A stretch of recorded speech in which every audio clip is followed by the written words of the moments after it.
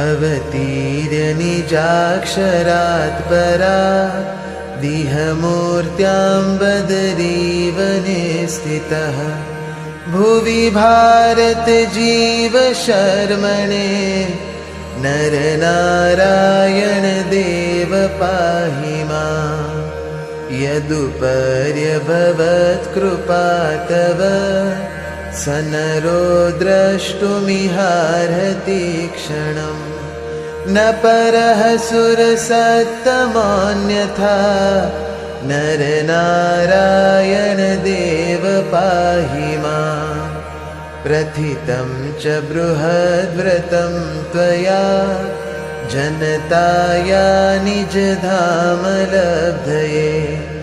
अवबोधनमुत्तमं भुवि